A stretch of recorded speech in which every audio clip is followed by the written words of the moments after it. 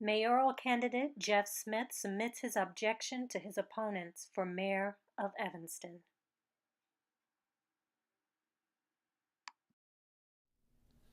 Morning, Meleika. Thanks for coming out to my house this morning. It's great to see you again. Um, you asked me to tell your folks a little bit about myself. I'm an attorney who's lived in this house in Evanston for 25 years, 30 years in Evanston total. I've practiced locally for the last 20 years in downtown Evanston, or no more than 2 miles from this house, except for a stint with the Illinois Department of Natural Resources, where I was general counsel, head of a 15-person department. I've also taught law, including a course on election law that I developed at Loyola University Law School. Most recently, I've been an instructor in environmental law at the Institute of Environmental Sustainability. I've worked on elections starting in Evanston 40 years ago when I was a teenager. Don't want to date myself, but knocked on my first doors here and really got a taste of what one person's involvement can do in elections. Explain why the mayoral candidates are being contested again.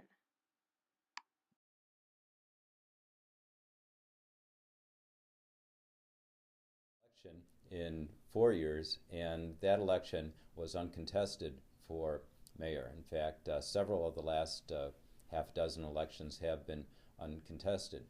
So there is a lot of confusion, and that's really unfortunate, because the point of the consolidated election schedule that the legislature passed about 20 years ago was to try and eliminate voter confusion. Unfortunately, if people don't keep records or don't do their homework, then they can end up making mistakes. And in the area of election law, that can have serious consequences. It's just like applying for a loan or trying to get a passport. If you don't fill the paperwork out right, you might not get to get what you want to do. Okay. Why weren't the candidates informed months ago about the process?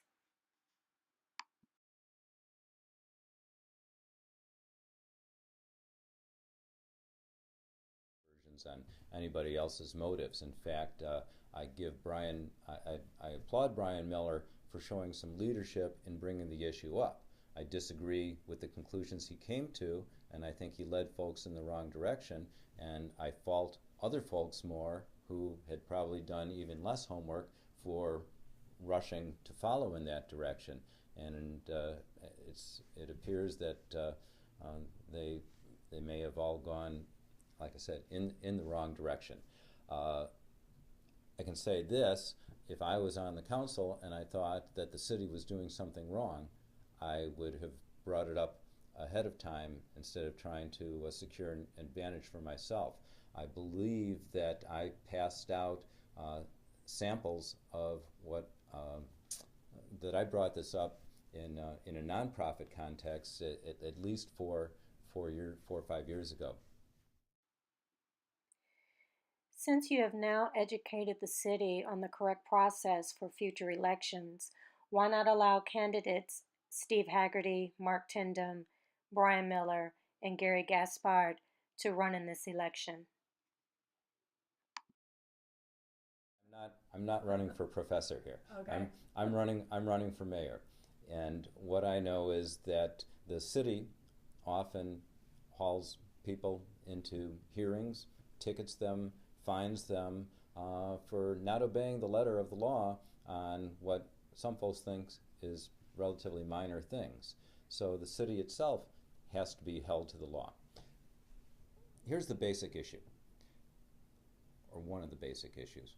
Is Evanston, or is Evanston not, a city that requires people to run for office without any party label on a nonpartisan basis? If you and me and 10,000 of our closest friends decided to start a city in Illinois these days, we moved out, we won the lottery, and we bought 100 acres of farmland, and we built ourselves a little town somewhere, and we incorporated as a city, and we didn't take any other steps, we would be a city that elects people on what's called a partisan basis.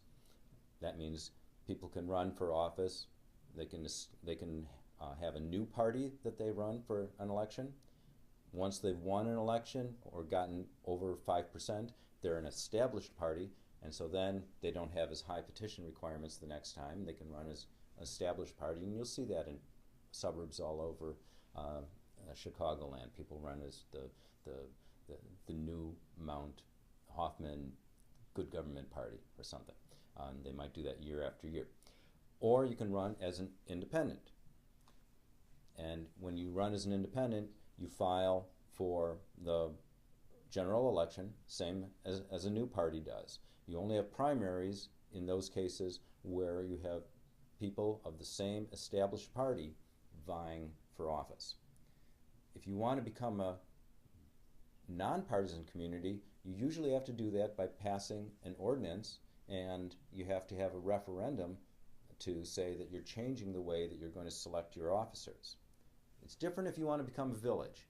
For the last 20 years, Illinois changed the law. If you and me and 10,000 of our closest friends decided to start a village, that would automatically be nonpartisan. But cities, not so much. Cities, the default form of government in Illinois is that you're going to have a mayor, and then you're going to elect aldermen by wards, and the number of aldermen and the number of wards you have is based on population. There's different changes that cities are allowed to make, such as becoming a city manager form of government. Evanston did that in 1952, where they voted in 1952 to do it, and they, I think, chose their first city manager in 1953. But just because you have a city manager doesn't mean that you're nonpartisan. Those are two different things. And in fact, in the first election they had after 1952, when they decided to become a managerial form of government, everybody on the ballot ran as independents, which is what I'm doing. And my understanding when I first moved to Evanston was that was what people did. They filed and ran as independents. Now, somewhere along the line, people have blurred the distinction between independent and nonpartisan.